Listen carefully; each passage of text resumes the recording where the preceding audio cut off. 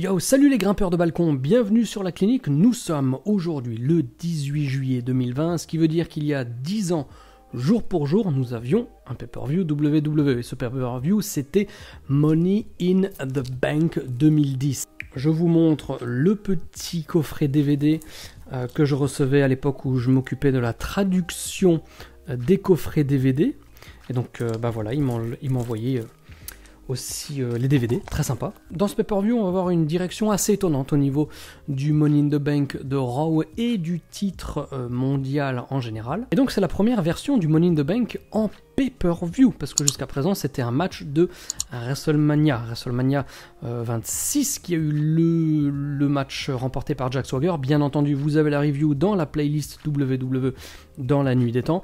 Pour ce pay-per-view Money in the Bank 2010, nous avons un bon, voire presque très bon pay-per-view porté par 4 matchs entre lesquels nous avons des petites pauses. Donc il y en a 4 gros matchs sur lesquels on va se focaliser. Nous sommes à Kansas City dans le Missouri devant seulement 8000 personnes et le pay-per-view à l'époque avait été acheté 169 000 fois. Le premier match dure 26 minutes, c'est le Money in the Bank SmackDown, je lui ai mis 4 points de suture. Nous avons Matt Hardy, Christian, Kofi Kingston, Dolph Ziggler, Cody Rhodes, Drew McIntyre, Kane et le Big Show.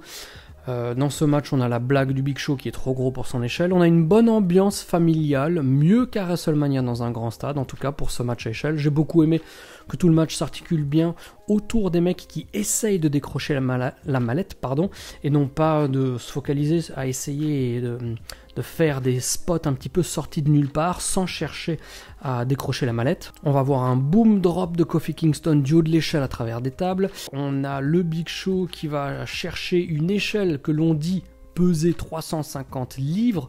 Donc 350 livres, ça va nous faire quoi? Allez, ça va faire 160 kilos. D'ailleurs, le mec il galère à la ramener sur le ring. Dans ce match, soit le Big Show s'est un petit peu blessé à la jambe, ou alors son selling était absolument fabuleux. On a Kane qui va virer le Big Show avec l'aide de tout le monde, et qui va ensuite s'occuper des mecs qui restent, et il va les défoncer un par un. À la fin du match, on a Christian et Matt Hardy, qui sont au sommet de l'échelle tous les deux, qui vont tomber. C'était assez effrayant, heureusement ils ne se sont pas blessés. À ce moment-là, la foule elle de tout son cœur parce qu'elle est persuadée que c'est Drew McIntyre qui va remporter la mallette, mais non. À la grande surprise du public et de moi-même, honnêtement j'avais oublié les résultats de ce match, c'est Kane qui va remporter la mallette. Aucun souvenir franchement, Kane qui gagne le Money in the Bank, putain, zéro souvenir. On a moins de cascades que d'habitude, mais on a un désir commun de remporter la mallette, et pour moi, ça, c'est beaucoup plus important. Ensuite, match pour le titre des divas, Alicia Fox bat Eve Torres en 6 minutes, un petit point de suture. Les qualités athlétiques d'Alicia Fox permettent au match féminin de l'époque de sortir un petit peu de la piscine de chiasse, mais comme vous l'avez vu, un point de suture, ça va pas chercher bien loin. Match pour le championnat par équipe, les Usos contre la Hart Foundation, 6 minutes, 2 points de suture et demi. Au commentaire, Matt Striker nous dit que TJ Wilson nous dit qu'il est le dernier diplômé du... comment ça s'appelle? Le Art Submission Dungeon. Je savais pas que c'était son nouveau nom. Ou alors, c'est la première fois que j'entendais ce terme utilisé comme ça dans des commentaires. En quelques mois seulement, les Usos ont su vraiment se légitimer comme une top team de la WWE, même si c'est vrai qu'au niveau des équipes, c'était pas le roster le plus ouf de tous les temps. La séquence de fin est vraiment sympa, avec notamment Natalya qui slam Tamina. Et en 6 minutes, à moins de faire un sprint effréné comme ça, avec que des spots dans tous les sens, en 6 minutes, c'est à peu près la meilleure version d'un match par équipe qu'ils auraient pu faire. Rey Mysterio contre Jack Swagger pour le championnat du monde, poids lourd, 11 minutes, 3 points de suture et demi. Rey Mysterio, on se rappelle qu'il est champion depuis le dernier pay-per-view. La review est bien entendu dispo sur la clinique. Rey Mysterio nous claque un West Coast Pop de la 3e corde vers l'extérieur du ring, hallucinant. On a quelques hommes qui se réveillent dans la foule, l'ambiance est un peu moins familiale, mais là un peu plus masculine, testostérone, avec des Let's Go Swagger. Rey Mysterio nous sort des moves assez inhabituels pour compenser avec sa cheville blessée, qui était la storyline du match. Donc il arrive quand même à faire jouer sa rapidité. Il fait des tornados DDT depuis la 3e corde, 619. On a même une grosse pop, alors pour en revenir à ce que je disais avant avec les hommes, grosse pop de la foule lorsque Swagger arrive à claquer son ankle lock. Rey Mysterio se détache la botte, un petit peu comme Eddie Guerrero à WrestleMania 20, et il arrive à remporter le match avec un Hurricane Rana. Un très bon match. Rey brille dans certains types de combats, et là c'est clairement le cas. C'est peut-être le meilleur match de Jack Swagger à la WWE à l'époque.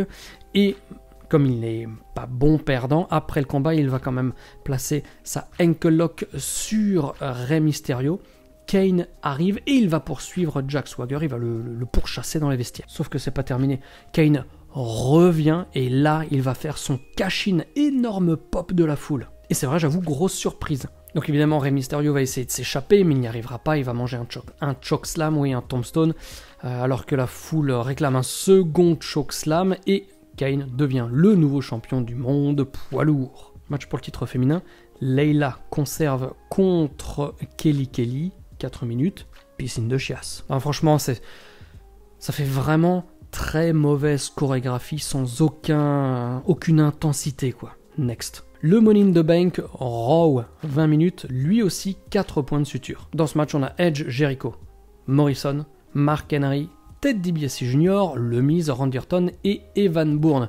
Évidemment, le régional de l'étape, c'est Randy Orton, qui est de Saint-Louis aussi dans le Missouri, parce que Kansas City, c'est dans le Missouri, c'est pas dans le Kansas, donc Randy Orton bénéficie d'un soutien de la foule tout à fait particulier dans ce match. Ce que je déplore, c'est qu'on cherche moins la mallette que dans le premier match Money in the Bank du show. On sent un petit peu que la foule a envie de se lâcher, mais qu'elle n'y arrive pas vraiment.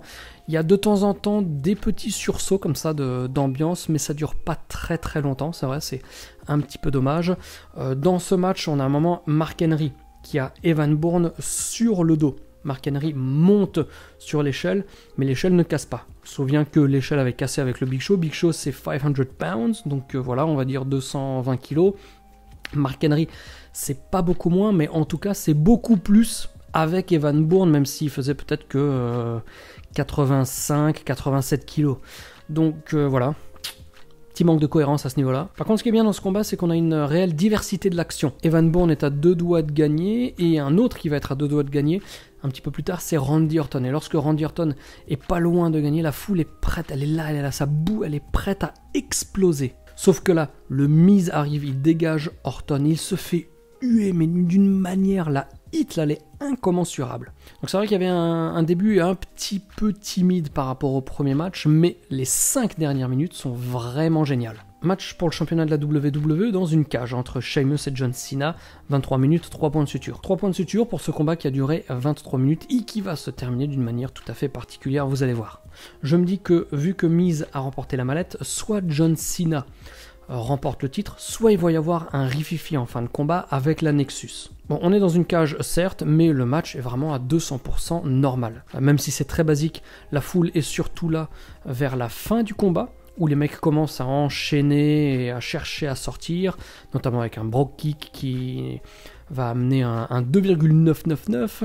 Moi personnellement, je commence à être bien dans le match, même si ça a mis pas mal de temps. On a aussi un dégagement in extremis suite à un attitude adjustment de John Cena. À ce moment-là, on a une des premières grosses pop dans ce main event. Et là arrive ce que j'avais prédit, c'est que la Nexus intervient. Ils arrivent avec une pince Monseigneur pour ouvrir la porte, mais le ref, enfin l'arbitre confisque la pince. On a un autre arbitre qui envoie la clé dans la foule. J'ai envie de dire cher. Pendant ce temps-là, dans la cage, on a un ref bump, on a un STFU. Sheamus à ce moment-là il abandonne, sauf que l'arbitre, comme il est par terre, il ne le voit pas. On a John Cena en haut de la cage qui est prêt à sortir, qui est prêt à gagner, sauf qu'à ce moment-là, Justin Gabriel monte. Par contre, lui il se fait niquer. Parallèlement, Sheamus, lui, il va sortir, mais c'est Heath Slater qui va tenter de l'en empêcher. Donc on est vraiment à moite-moite, quoi. La Nexus qui s'en prend à tout le monde. Et finalement, la fin, c'est que Sheamus arrive quand même à prendre la fuite in extremis. Il va laisser John Cena dans le ring. Mais c'était en tout cas une très bonne fin parce qu'elle permet au heel de gagner sans que le babyface soit trop impacté par la défaite, parce que la défaite est surtout induite par les interventions, la grosse intervention de la Nexus. Et c'est là-dessus que le pay-per-view se termine. On voit bien que la Nexus est en train de foutre le bordel le plus total à la WWE, et comme je l'ai dit en intro, eh bien ce pay-per-view c'était un très bon pay-per-view. On a eu 3 très bons matchs, autour desquels viennent s'articuler quelques petits combats comme ça, mais qui n'étaient... ils n'avaient pas vocation à être meilleurs que ce qu'ils ont été. Vous voyez ce que je veux dire ? Donc, un bon point positif. Franchement, n'hésitez pas à le regarder, vous allez passer un très bon moment.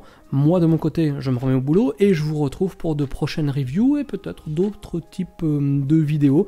D'ici là, comme toujours, gardez bien la passion et n'oubliez pas de regarder du catch 24h sur 24. Bye bye.